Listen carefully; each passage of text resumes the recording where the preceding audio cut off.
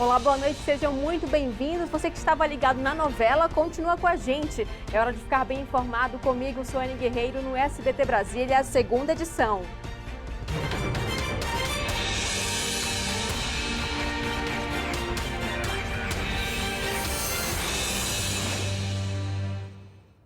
A gente começa a edição de hoje com a repercussão da retirada de ambulantes na rodoviária do Plano Piloto, feita ontem pelo DF Legal e PM. A gente inclusive falou aqui sobre essa operação, mas agora imagens da ação foram compartilhadas e os ambulantes acusam a PM de abuso. Vamos ver alguns trechos.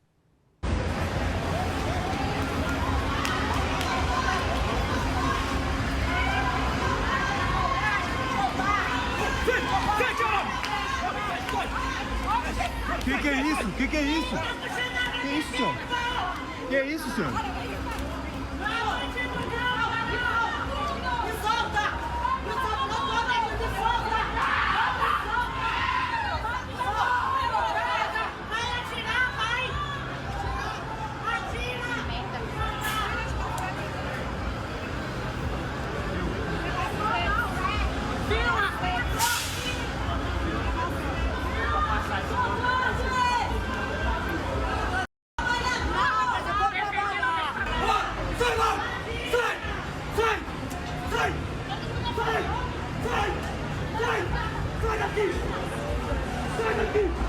Sai! Tá vacilando, né? Ei! Eu fui! Cadê? Quem atira aí? Quem é? Quem é? Você vai atirar? Atira! Atira aqui, ó! Atira aqui, ó! Atira na cara!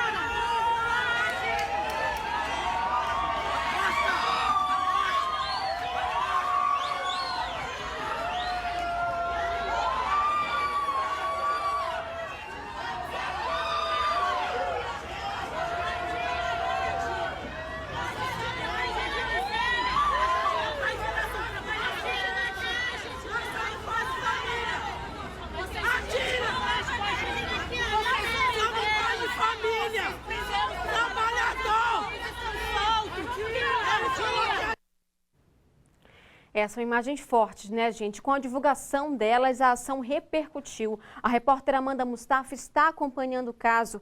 Amanda, boa noite para você. Conta pra gente, então, que mais informações você tem aí sobre essa operação? Oi, Suane, boa noite para você, boa noite para todo mundo. Olha, esse vídeo ele teria sido gravado na tarde de hoje. Ele foi divulgado pelo deputado distrital Fábio Félix nas redes sociais e repercutiu, né, como você mesmo falou. São imagens fortes que mostram ali uma confusão, uma briga de um ambulante com um fiscal do DF Legal. Depois vem essa abordagem da PM, né, de forma bastante agressiva, policiais ali apontando armas para esses populares, para essas pessoas que seriam vendedores ambulantes que expõem seus produtos aqui na rodoviária e inclusive policial com arma grande, né? A gente viu ali espingarda, em alguns momentos eles ameaçam apontar essas armas. Foi uma confusão e tanto, né, Suane? Hoje é o segundo dia dessa ação que começou ontem aqui em parceria com a Secretaria de Mobilidade, Secretaria de Segurança Pública e o DF Legal para a retirada desses vendedores, tentando coibir aí o comércio, a venda ilegal de mercadorias e também para poder abrir mais espaço, dar passagem aqui para os frequentadores, para quem passa pela rodoviária do Plano Piloto. Mas, como vocês podem ver nas imagens aqui que o Angélio Damião vai mostrar para a gente, alguns desses ambulantes já voltaram, viu? Aqui na plataforma inferior já tem gente ali expondo o seu produto ali no chão. Nesse momento está tudo movimentação tranquila aqui para o horário, né? Rodoviária bem movimentada. Nesse tempo que a gente chegou, a gente ainda não viu aqui a polícia militar aqui embaixo não, que é comum, né? A gente encontrar aqui de vez em quando esses policiais, mas até agora nada, viu? Acredito que seja por essa repercussão mesmo desse vídeo de hoje à tarde. Agora, voltando a esse caso do vídeo divulgado pelo deputado distrital Fábio Félix, ele que é presidente da Comissão de Direitos Humanos, já encaminhou hoje um ofício ao secretário de Segurança Pública, cobrando aí explicações, rechaçando inclusive essa ação dos policiais militares, cobrando uma ação do secretário, solicitando investigação e apuração dos fatos. O deputado distrital, inclusive, ele considera essa abordagem arbitrária e com desrespeito à dignidade humana. Vamos ouvir o que ele falou. Os trabalhadores informais dessa cidade estão lutando para colocar comida na mesa. E não dá para o governo do Distrito Federal tratá-los dessa forma. Isso infringe qualquer regra de direitos humanos. E o governo não tem dado alternativa para esse segmento. O governo precisa apresentar uma solução para os trabalhadores ambulantes da rodoviária do Plano Piloto. Não adianta tratá-los dessa forma. São trabalhadores e trabalhadoras dessa cidade que merecem ser respeitados. Nós procuramos a Polícia Militar para se manifestar sobre essa confusão de hoje. Procuramos também a Secretaria do Nota Legal e a informação que nós obtivemos em nota do Nota Legal é a seguinte, que segundo o levantamento parcial, desde ontem já foram apreendidos mais de 2.000 itens comercializados de maneira irregular na rodoviária. Ninguém falou sobre a ação dos policiais. Eu volto com você, Suane. Boa noite. Obrigada, Amanda, pelas informações. A gente vai acompanhar, e só ressaltando que essa nota foi do DF Legal, tá, gente? E a Justiça determinou a suspensão cautelar da derrubada de casas na Vila do Boa, em São Sebastião, até que o governo preste informações sobre que assistência será oferecida às famílias. Após o início da operação que começou ontem, moradores revoltados fizeram manifestações e chegaram a atear fogo em um ônibus. O ônibus da Pioneira foi incendiado por volta das 4h30 da manhã por moradores que manifestavam contra a ação do DF Legal. O próprio motorista conseguiu apagar as chamas antes que o veículo fosse destruído. Eles chegaram a atear fogo em pneus e fechar a pista que dá acesso à Vila do Boa. Segundo o DF Legal, foram removidas casas em madeira e alvenaria, fossas foram fechadas e cercas retiradas. A ação do DF Legal continua, mas, segundo a PM, a manifestação já foi controlada. Em nota, a CODAB explicou que no local serão construídas 300 unidades habitacionais para famílias em situação de vulnerabilidade e um hospital público. O órgão também informou que a ocupação é recente, começou no ano passado e que por diversas outras vezes foram feitas tentativas de retirada pacífica dos ocupantes, mas sem sucesso. Sobre a decisão da Justiça, o DF Legal ainda não se manifestou. E a Polícia Federal realizou hoje a 12ª fase da Operação Lesa Pátria, que investiga os envolvidos nos atos de 8 de janeiro. Um major da PM foi preso. Os agentes cumpriram 4 mandados de busca e apreensão e 1 de prisão. O principal alvo dos policiais hoje era o major da PM do DF, Flávio Silvestre de Alencar. Ele estaria nestas imagens, registradas pelas câmeras de segurança do Supremo Tribunal Federal, que mostram uma viatura da Polícia Militar se aproximando de uma barreira da tropa de choque, montada ali na lateral do Congresso para impedir o acesso à Praça dos Três Poderes. O major desce e dá uma ordem para que os militares recuem diante dos manifestantes. Com a barreira desmobilizada, os golpistas avançam sem qualquer resistência e invadem o prédio do STF. O militar já havia sido preso em outra etapa da investigação e solto. Na W3 Sul, na altura da 503, moradores têm reclamado de motoristas que não fazem o retorno correto e, para encurtar o caminho, cometem infração no cruzamento. Quem conta é a Tayane Melo. Não foi preciso esperar muito para flagrar algumas irregularidades. Assim que a nossa equipe de reportagem chegou ao local, vários motoristas estavam cometendo a infração sem se intimidarem com a câmera. Os moradores da região não aguentam mais o engarrafamento gerado pelos infratores. A Tarsila pede que as autoridades deem uma solução. Vai um, vai outro, e aí acaba prendendo o cruzamento todo. E aí ninguém passa. As irregularidades estão acontecendo aqui no cruzamento da W3, na altura da 503 Sul. Os motoristas que deveriam fazer o retorno a 200 metros na frente preferem cortar o caminho como forma de adiantar o trajeto, prejudicando os demais motoristas. Estamos aqui agora com o coordenador de policiamento do Detran, o Wesley, que vai explicar para a gente, se o Detran estava ciente desse tipo de irregularidade. Wesley, o Detran já estava sabendo disso tudo? Quantas multas vocês já aplicaram aqui, mais ou menos? Olha, o Detran está ciente da situação, das irregularidades que acontecem, das infrações de trânsito. Nessa área aqui, principalmente, tem retorno proibido, conversão proibida à esquerda. E, diariamente, inúmeras infrações são lavradas pelos agentes de trânsito. A fiscalização é constante, porém, infelizmente, os condutores insistem em cometer as infrações. Mas nós vamos reforçar com uma sinalização vertical de proibida conversão à esquerda. Acidente fatal em Sobradinho. Um homem de 48 anos morreu depois de perder o controle do carro que dirigia e bater em um caminhão de produtos asfálticos na DF 326, que dá acesso ao polo de cinema de Sobradinho. A parte traseira do carro ficou destruída, olha só. E quando os bombeiros chegaram ao local, o motorista já estava sem vida e uma passageira do carro foi atendida consciente, apenas com escoriações e um corte na testa. O motorista do caminhão não se feriu. Um homem que estava desaparecido há 3 dias foi resgatado pela PM em um cativeiro em uma invasão na Asa Norte. Ele teria ido ao local para comprar maconha, mas foi rendido e ameaçado pelos criminosos. Os policiais militares libertaram a vítima do cativeiro nesta segunda-feira. Tudo começou quando PMs à paisana percorriam um local de invasão na quadra 910 Norte, conhecido como Favelinha. Os policiais avistaram um veículo conduzido por 2 moradores de rua, desembarcando uma bicicleta que estava no porta-malas. Os agentes acharam estranho e acionaram uma equipe que interceptou o veículo.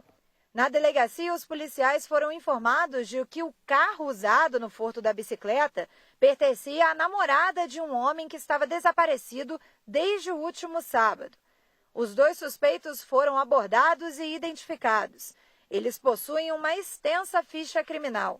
Em seguida, os policiais retornaram ao local e realizaram uma varredura em todos os barracos da invasão. O homem desaparecido foi encontrado aqui no local, em uma barraca semelhante a essa. Ele relatou aos policiais que era mantido em cativeiro sob constante ameaça.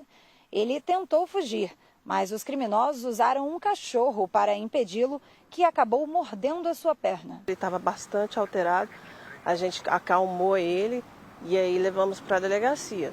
E aí lá ele informou e deu a sua versão, dizendo que estava sendo mantido aqui sem a sua vontade e que se não fosse a gente, ele teria ficado aqui por mais tempo. A Delegacia de Crimes Cibernéticos prendeu um homem de 27 anos que armazenava conteúdos pornográficos de crianças. Até agora, a polícia tem registro de 5 crianças do DF que foram vítimas do criminoso. Uma delas de apenas 9 anos. Na casa dele, na cidade de Oratórios, em Minas Gerais, a polícia apreendeu equipamentos de informática com imagens de crianças de todo o país, o que indica que outras pessoas estejam envolvidas. O material será analisado pelo Instituto de Criminalística da Polícia Civil do DF e o autor preso vai responder pelos crimes de armazenamento e disponibilização de pornografia infanto-juvenil. Em Taguatinga, um cachorro foi atropelado por um ônibus e o motorista não parou para prestar socorro. O animal foi levado para uma clínica veterinária, mas morreu na manhã de hoje. As imagens são fortes. No chão, o cãozinho já atropelado. De acordo com testemunhas, o ônibus passou por cima, deu ré e saiu sem prestar socorro. Tássio é voluntário no resgate de animais e foi chamado para socorrer o cãozinho. Isso aí já é um crime, né? A Lei 1095 é crime por mau abandono, maus tratos. Então nós vamos depois conversar, eu vou lá na garagem, nós vamos estar indo atrás aí para ele arcar com essa despesa. Esse cachorrinho aqui, ó, olha só, filma aqui de perto aqui, Gilson, olha só o que aconteceu. Olha só, pessoal, O cachorro morreu na manhã desta terça-feira. Ele passou a noite em uma clínica veterinária, recebeu todos os cuidados, mas não resistiu aos ferimentos. Em nota, a empresa Marechal informou que vai arcar com as despesas que o defensor teve com o cachorrinho e que instaurou um processo de investigação interna para apurar a conduta dos envolvidos no acidente. Diz também que os rodoviários fazem treinamentos constantes de direção defensiva para evitar esses tipos de acidentes. E a Secretaria de Educação decidiu cortar o ponto dos professores que estão em greve. A paralisação da categoria já dura 20 dias. Em 7 de maio, o movimento foi considerado abusivo pelo TJDFT. Então, o ponto será cortado a partir da data dessa decisão. O auxílio alimentação e o auxílio transporte serão descontados também. A pasta informou que a medida só não foi tomada antes, por acreditar que com o diálogo aberto com a categoria durante toda a negociação, prevaleceria o bom senso e, consequentemente, o retorno dos professores às salas de aula. Porém, o acordo com o Sindicato dos Professores, a medida do corte do ponto é abusiva. Amanhã, a categoria vai fazer uma nova reunião com o GDF e, na quinta, uma assembleia para definir o futuro da greve.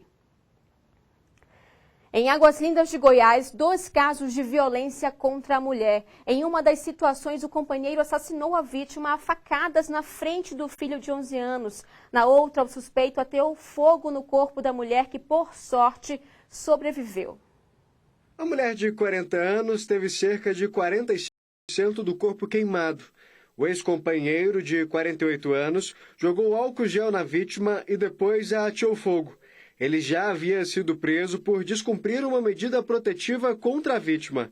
Agora vai responder por tentativa de feminicídio. O suspeito foi preso em um bar, perto da casa da vítima. Ele pareceu estar um pouco desnorteado, sem saber o que estava sucedido ali, mas acabou confessando e foi prontamente preso. Poucas horas depois do crime, a Polícia Militar aqui de Águas Lindas de Goiás foi acionada novamente, dessa vez por um feminicídio consumado. De novo, um marido inconformado com o fim do relacionamento. O homem teria ido até a casa da ex-companheira com a desculpa de pegar as coisas e ir embora. Mas antes de partir, ele esfaqueou a mulher na frente do filho do casal, de apenas 11 anos de idade. Na briga ali, o menino teria tentado defender a mãe e também acabou se ferindo. O homem foi embora, deixando o menino trancado em casa com o corpo da mãe. A mulher e o criminoso tinham um histórico de violência por parte dele. Havia, inclusive, uma medida protetiva que seria renovada, mas a vítima teria recusado. Um dia antes de ser assassinada, ela procurou a polícia para denunciar que estava sendo ameaçada. Ela entrou em contato comigo, dizendo que estava bem temerosa, porque ele estava proferindo algumas ameaças para ela por mensagens, e que ela tinha ido na DEAN para solicitar uma nova medida. Ela, inclusive, falou para mim que ia dormir na casa da mãe dela, porque ela estava temendo pela vida dela. Gente, é por isso que a rede de apoio é tão importante nesses momentos, para que outras pessoas se envolvam e evitem casos drásticos como esses aí da reportagem. A Polícia Civil concluiu o inquérito do homicídio de Regiane da Silva Oliveira, em Planaltina. O autor foi indiciado pelos crimes de roubo majorado, sequestro para fins libidinosos, estupro, homicídio qualificado e ocultação de cadáver. As penas máximas somadas ultrapassam 58 anos de prisão. O Tribunal do Júri de Planaltina decidiu pela prisão do acusado. Agora, ele passa a cumprir a prisão preventiva sem prazo definido. Regiane tinha só 21 anos e depois de 10 dias desaparecida, o corpo dela foi encontrado às margens do rio São Bartolomeu, em Planaltina. O suspeito confessou que estuprou e depois matou Regiane. O criminoso cumpria pena na Papuda por estupro, mas estava nas ruas porque tinha sido beneficiado com o saidão da Páscoa e não voltou à penitenciária. Vocês sentiram que o frio apertou mais, né? Ontem nós falamos aqui sobre a campanha do agasalho e olha que legal, a administração do Cruzeiro também está recebendo doações. Então, se você tiver algum agasalho ou cobertor em bom estado, que não usa mais, está ali esquecido, basta levar na administração do Cruzeiro que eles fazem a arrecadação. As doações vão para pessoas vulneráveis que não têm o que vestir nesse frio. A administração é um dos pontos de coleta da campanha realizada pela Secretaria de Desenvolvimento Social. A gente fica por aqui. Muito obrigada pela companhia e eu te espero amanhã. Uma ótima noite.